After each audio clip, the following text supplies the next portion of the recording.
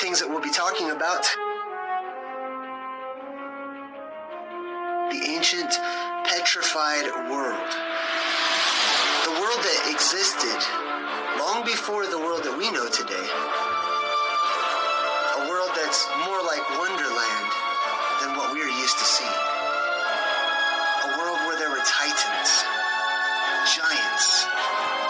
A world where the gods walked about and warred against the titans. A world that was terraformed and destroyed and taken over. A world where there was war between two different races. The largest of them, known as the Titans, turned into rock. And they fell. Now, before the rock titans fell, there was a magnificent garden paradise where everything was much bigger.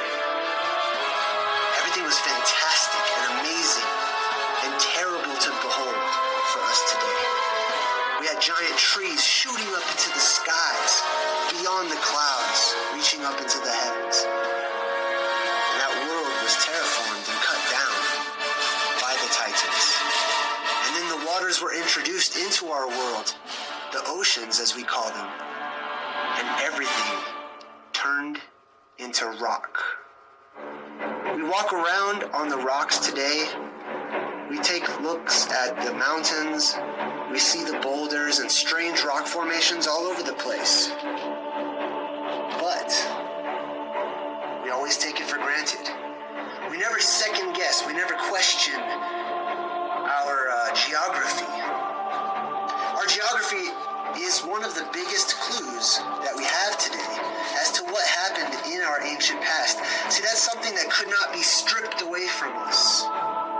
All of the clues and all of the evidence. The only thing that the powers that be could do was they had to brainwash us. They had to cast these spells so that we didn't see the things that had turned into stone. Well, I believe that the time is coming where many people around the realm are waking up. We never second guess. We never question our geography. Our geography is one of the biggest clues that we have today as to what happened in our ancient past. See, that's something that could not be stripped away from us. All of the clues and all of the evidence. The only thing that the powers that be could do was they had to brainwash us. They had to cast these spells so that we didn't see the things that had turned into stone. Well, I believe that the time is coming where many people around the realm are waking up. We're able to start picking up on clues. And as we pick up on one clue, we think about the implications and it leads to other clues. And we find ourselves looking around in a brand new world that was never introduced to us. We were never taught about it in schools. It was never talked about. It wasn't even known. But it was known in our collective memory, our collective subconscious.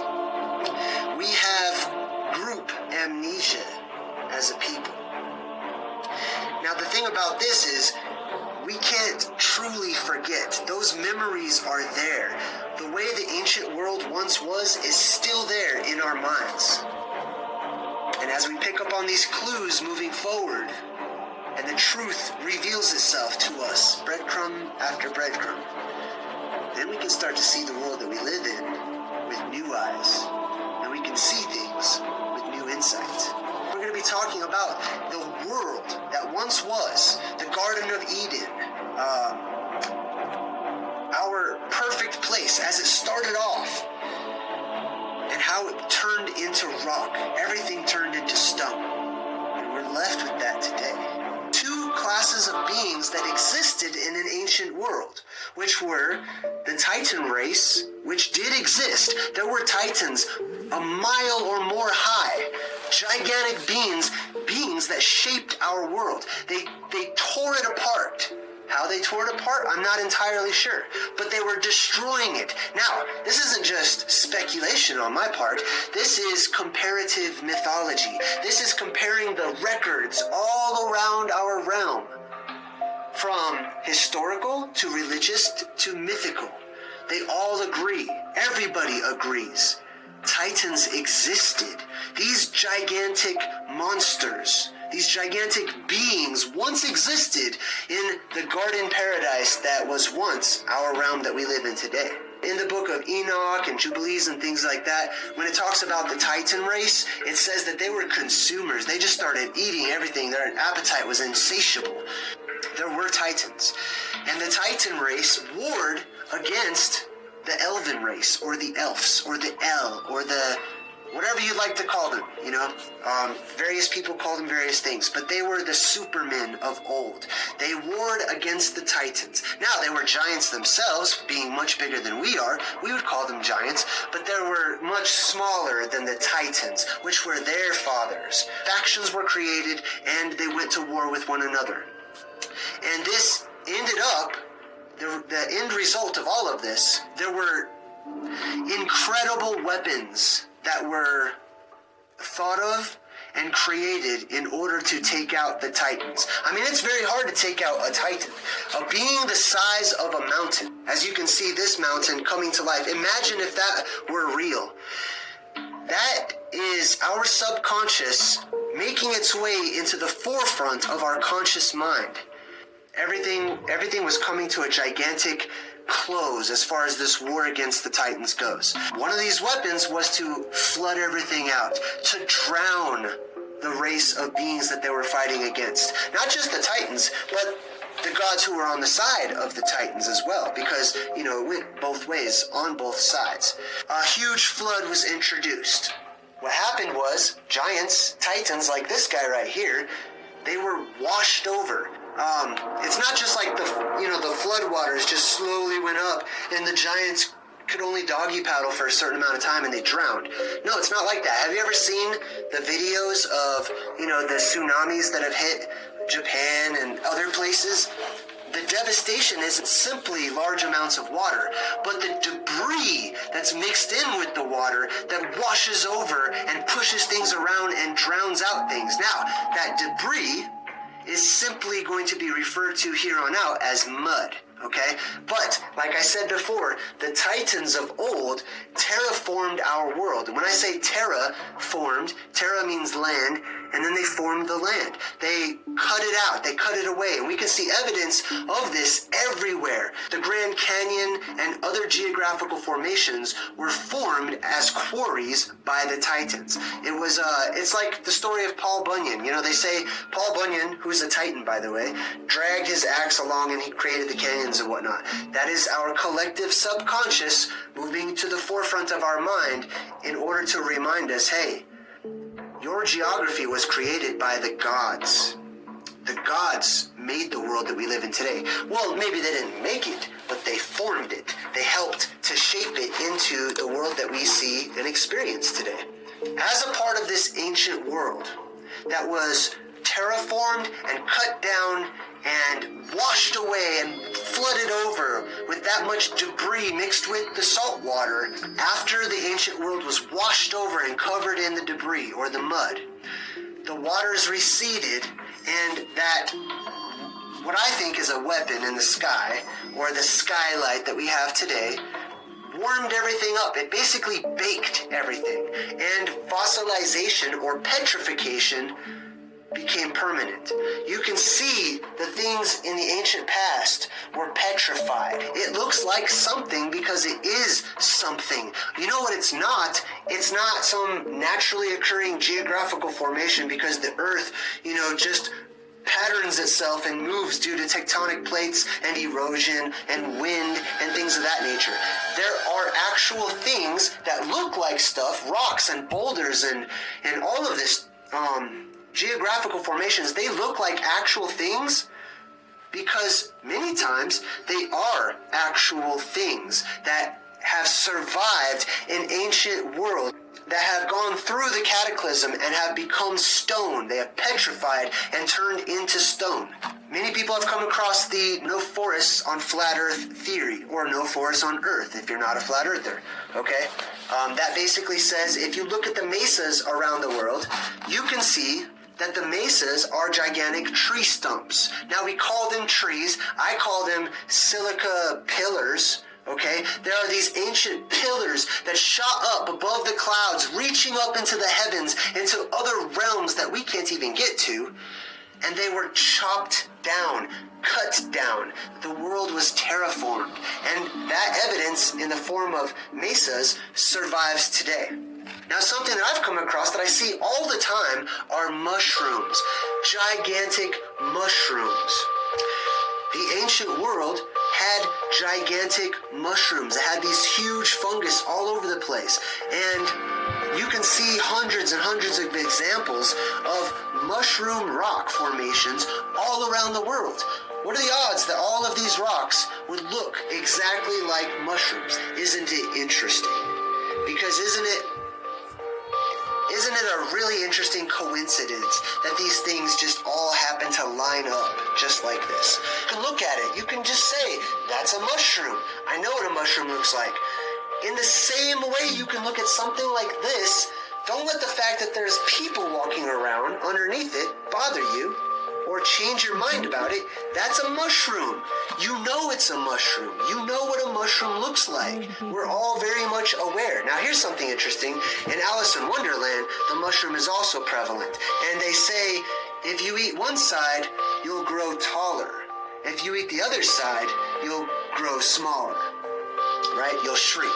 So we have the concept of small beings and titanic beings having something to do with the mushroom presented in Alice in Wonderland. Now, another thing that I thought about too was Super Mario Brothers, right? Why is it that the creators chose to have Mario, little tiny Mario, eat a mushroom and all of a sudden he grows to gigantic size? Right? These are all truths and breadcrumbs that have fallen to us from this ancient world where everything was much bigger. It was wonderful. We were in wonder. We would be in wonder if we were back in that world today. It would seem like the Avatar world to us. It would seem like Wonderland to us. It would be terrible. It would maybe be frightening to many people. But it would be fantastic. It would be a fantasy world, which it was. This is where we get our concept of fantasy from. It's very hard to just make up things out of thin air, to just make up gibberish. All of the best fiction and fantasy books and movies stem from truth. They all come from truth, and that's why we like them so much, because there's something about it that's just eating away at us, where we say, man, there's just something that feels truthful. There's something that feels realistic about what I'm seeing here. Oh, and another thing, like the Smurfs, right? The Smurfs are the little beings, and they live in the mushrooms. They live in and amongst mushrooms. The mushrooms were their houses. Gigantic mushrooms. Now, Gargamel, the Gorgon, the giant, the Titan, he comes in and he wars with the Smurfs. And there's still these giant mushrooms everywhere. And it's just symbolic of the world that we once lived in. So the ancient world was flooded over. It was destroyed. It was terraformed, and all of that mud washed away and baked in the sun, and everything in the ancient world turned into stone. As we go from revelation to revelation on this wonderful journey, let's try not to make the mistake of applying something we have learned so far to everything. For example, if I say the Titans turned into stone, I can't just go and say everything I see that's stone is a Titan. Pardon me. The whole world was turned into stone. The whole world was fossilized and petrified. That includes any type of technology that once existed. It includes plants and animals and beings like this one right here.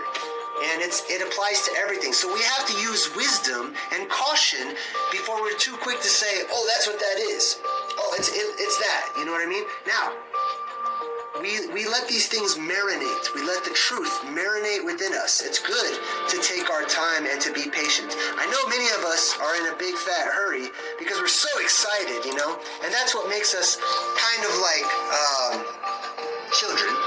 because the human race is really a bunch of babies. We're babies. We're like children, you know? We don't live for very long. So can you blame us for getting so excited whenever we come across a revelation? Man, we want to share it with everyone. We want to declare it from the rooftops and say, oh, I found the truth. But you'll always be finding the truth. The truth is a continual path. And we happen to be in a time where the truth, as we're picking up on it, is gaining in momentum. Like I said at the beginning of the video, people are starting to see these things all over the place. Look at that. That is a snake head. I mean, okay, let me take a dose of my own medicine. Let's not be too quick, but come on. It's not just a rock that was formed by mud and shaped by wind and rain. Give me a break. And I threw that one in there just for fun, because that does look like the prior image of the luck dragon turned into rock. And this is another image, you know, the giant trees, like I was talking about. Look at all the debris around it. It was cut. Something cut that. Look at that. What does that look like to you? You know, the L race devised horrific weapons and eventually decided to go ahead and destroy everything in a gigantic flood that brought about our oceans that we have today. Now, those floodwaters had all of the mud rolling around in it. The mud was covering everything, keeping things from oxidizing or having oxygen in it or whatnot, and petrifying it, turning it into stone. Petrification is a very easy process if you understand how it works. The ancient world turned into stone. It was covered in mud. It solidified, it densified, and all of those minerals that are mixed up in that mixture of the ocean water and the debris from the terraformed world, those minerals made their ways into the pores of the bodies and into the plants and into the technology and everything. And when the floodwaters receded, that what we call the sun or the skylight in our realm baked everything and solidified it even more, making the process permanent. And today we have wonderful pictures in our world, wonderful images, statues basically, all over the place that we cannot explain their existence. Why do they look so strange? Why do they look so out of place? Mainstream science can't explain it. This mud fossil theory explains it perfectly. And our world is full of things like these whales, right? Those are gigantic rocks, but look at them. They look just like whales. I mean, they may not be whales. This might not be a bird, but these things are not what we've been told. It's not just rocks. I mean, look at that thing. I don't know if that's a giant brain, but what I can tell you is it has no natural place to be there in that field. Look at this guy. This looks exactly like the Titans or the fallen angels on the movie Noah. If you've ever seen the movie Noah, the recreation of the flood story, those fallen angels, they're rock. They're made out of rock. Gee, why are they made out of rock? Oh, I don't know. Our world was petrified. It was turned into stone. It was turned into rock. And this perfectly explains the world that we see around us today. It explains perfectly all the strange and out of place rock formations that we see around us. Where science fails, mythology, legends, cultures, religions, all of these stories that have been passed on to us. And that's why we do this, by the way. That's why we come up with fiction novels and movies that are fantasy and story form, because we don't live for that long. Humans have a very short lifespan, so we've developed a way